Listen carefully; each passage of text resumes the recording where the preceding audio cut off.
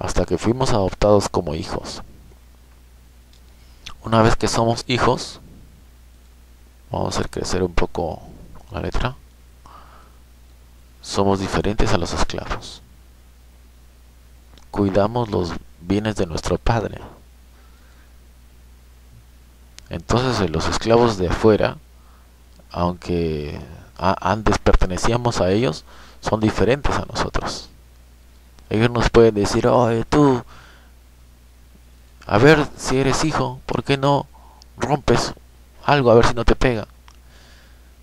Entonces nosotros tenemos que responder, no, ¿por qué vamos a destruir las propiedades de nuestro padre, de los cuales nosotros también somos herederos?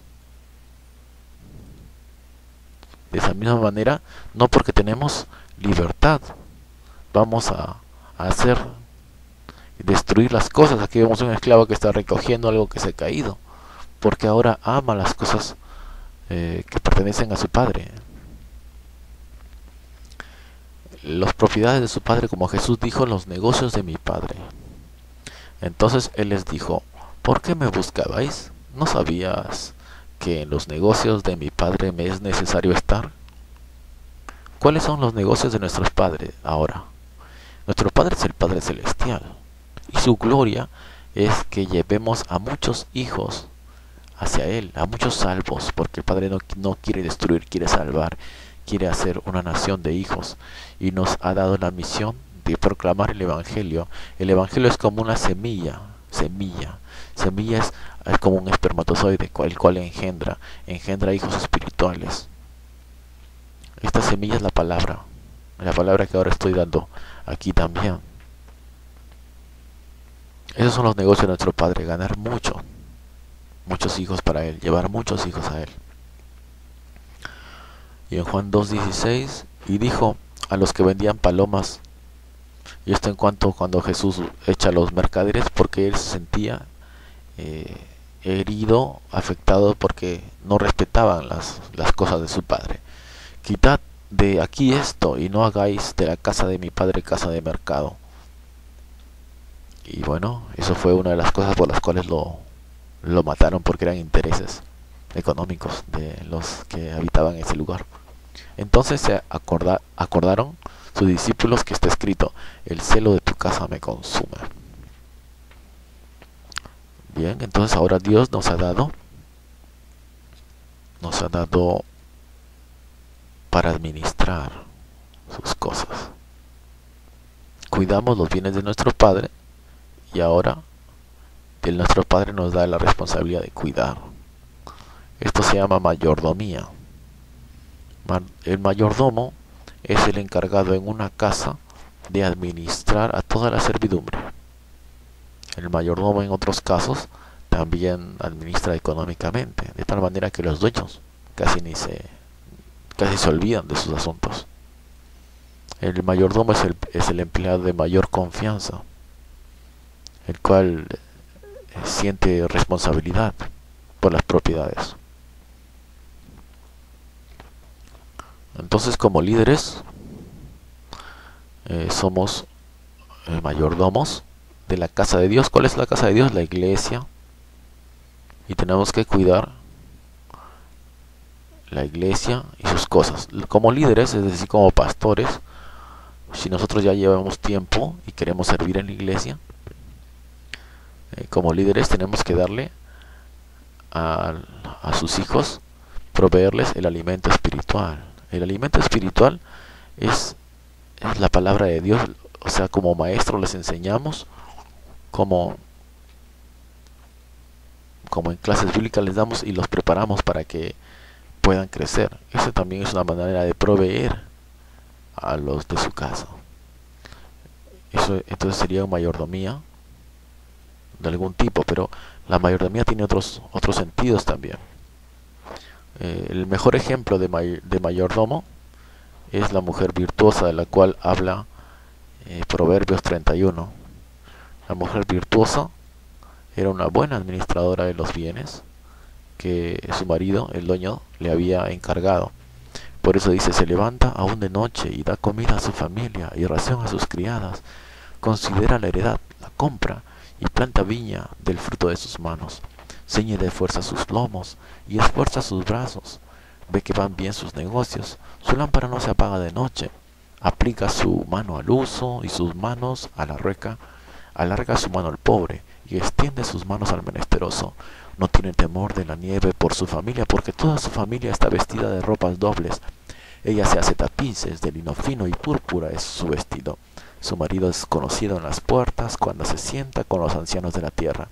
Hace telas y vende y da cintas al mercader. Fuerza y honor son su vestidura y se ríe de lo porvenir.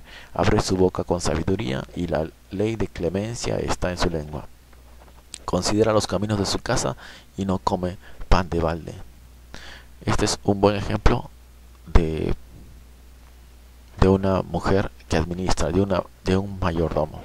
Pero al mismo tiempo también, como les decía, el mayordomo también es otro aspecto. Tenemos que ser buenos mayordomos de nuestra propia vida. Por ejemplo, de nuestros propios cuerpos.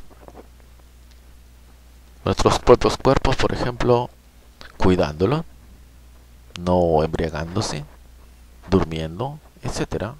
Todo el manejo, incluso sexual también, o de la misma conducta también que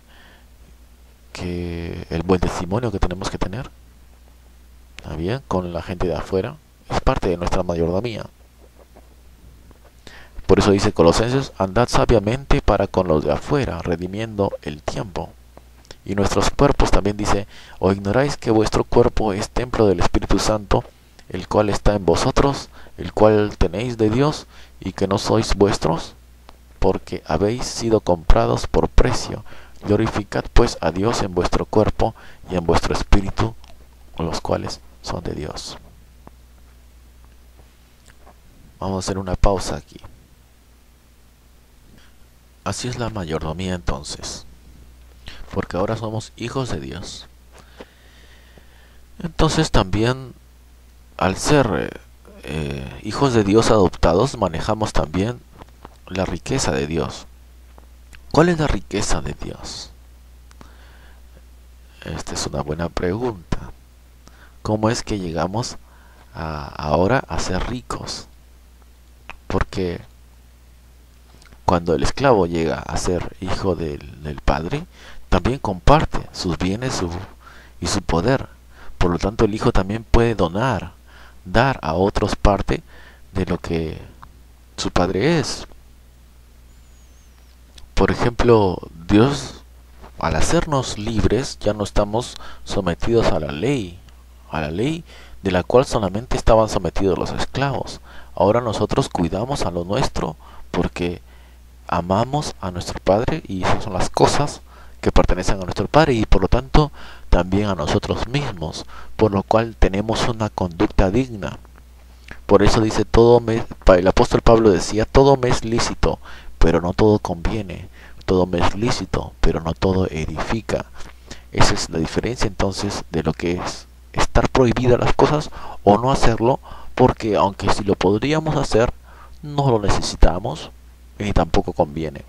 Por ejemplo, en este caso, un hijo del dueño de una hacienda, en este caso, o el hijo de uno que viene a ser hijo de Dios, no necesita llevar conductas como por ejemplo el huir de la realidad, como por medio de las drogas, por medio del alcohol, que son huir de una realidad que no es buena, o tomar licor, embriagarse, no es bueno tampoco, porque nos hace perder la cordura y de esa manera no podemos administrar correctamente, porque estamos en un cargo, tenemos responsabilidades, y de ninguna manera entonces, ni para escapar de la realidad, ni para...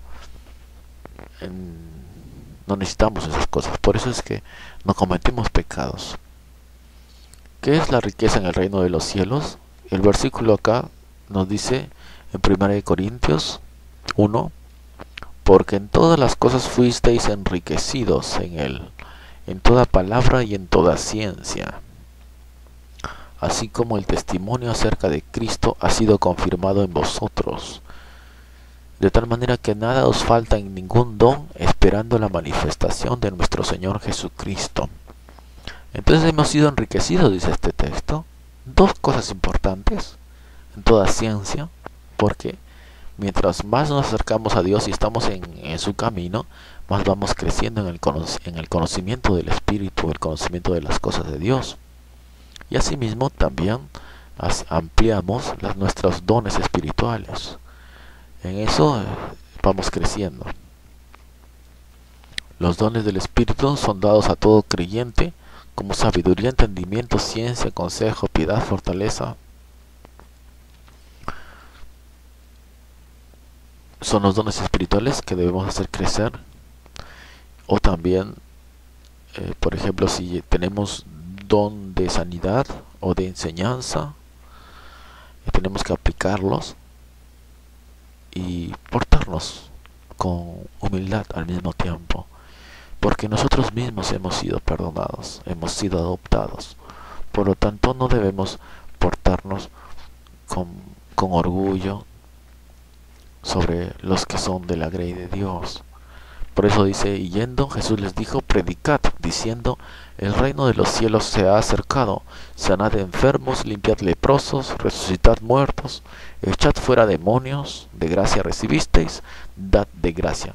Por lo tanto, no debemos ensoberbecernos sobre las personas a las cuales nosotros hacemos llegar el Evangelio, sino si Dios nos da el don de sanidad, debemos realizarlo con el amor que incluye esto, y no pedir un tipo de ganancia, ya sea no demandar honra, ni como decían los fariseos, les gusta ser saludados y que todos le digan rabí. No debemos ser así, sino darlo de gracia, pues nosotros también lo hemos recibido gratis. ¿Entendemos? Ahora, ese fue el ejemplo de cómo es para ser hijos. Ahora somos miembros de una sola familia, la familia de Dios. Somos hijos de Dios, ya sea adoptados o descendientes de Israel. Por eso dice Efesios, y vino y anunció las buenas nuevas de paz a vosotros que estabais lejos, es decir, nosotros los gentiles, los que estamos en América, y a los que estaban cerca. Porque por medio de él, los unos y los otros tenemos entrada por un mismo espíritu al Padre. Así que ya no sois extranjeros ni advenedizos, sino conciudadanos de los santos y miembros de la familia de Dios, edificados sobre el fundamento de los apóstoles y profetas, siendo la principal piedra del ángulo Jesucristo mismo, en quien todo el edificio bien coordinado va creciendo para ser un templo santo en el Señor, en quien vosotros también sois juntamente edificados para morada de Dios en el Espíritu. Somos miembros de la familia de Dios, y ahora dice acá, nosotros los que no somos judíos somos adoptados. Por tanto, acordaos de que en otro tiempo vosotros los gentiles significa los que no son judíos, en cuanto a la carne, erais llamados incircuncisión. Es decir, yo les explico, los judíos se circuncidaban y les llamaban incircuncisos a los que no lo eran, y los despreciaban un poco. Entonces eran llamados incircuncisión por la llamada circuncisión hecha con mano en la carne. Pero acá les voy a explicar que acá hace una distinción en lo que es la carne y el asunto espiritual. Es decir, uno puede ser circuncidado en la carne o circuncidado en el espíritu. Puede ser del pueblo de Dios judío en la carne, o puede ser del pueblo de Dios judío en el espíritu. En aquel tiempo estabais sin Cristo, alejados de la ciudadanía de Israel y ajenos a los pactos de la promesa, sin esperanza y sin Dios en el mundo. Pero ahora en Cristo Jesús, vosotros que en otro tiempo estabais lejos, habéis sido hechos cercanos por la sangre de Cristo, porque Él es nuestra paz, que de ambos pueblos hizo uno, derribando la pared intermedia de separación, aboliendo en su carne las enemistades, la ley de los mandamientos expresados en ordenanzas, para crear en sí mismo de los dos un solo y nuevo hombre, haciendo la paz, y mediante la cruz reconciliar con Dios a ambos en un solo cuerpo, matando en ella las enemistades. Y vino y anunció las buenas nuevas de paz a vosotros que estabais lejos y a los que estaban cerca, porque por medio de él los unos y los otros tenemos entrada por un mismo espíritu al Padre. Así que ahora nosotros venimos a ser hechos hijos de Abraham, todos, ya sean gentiles o judíos. Entonces, somos un nuevo hombre, ya sean por medio de Jesucristo, sin importar que seamos judíos o gentiles. Se ha roto la pared de separación entre ambos pueblos. Y así que, hijos de Abraham, somos aún de todas partes. Y se cumple la promesa de Dios que iban a ser hijos de Abraham como las estrellas del cielo. Y por lo tanto somos coherederos del reino de Dios. Ya no hay judío ni griego, no hay esclavo ni libre, no hay varón ni mujer, porque todos vosotros sois uno en Cristo Jesús. Y si vosotros sois de Cristo, ciertamente el linaje de Abraham sois, y herederos según la promesa.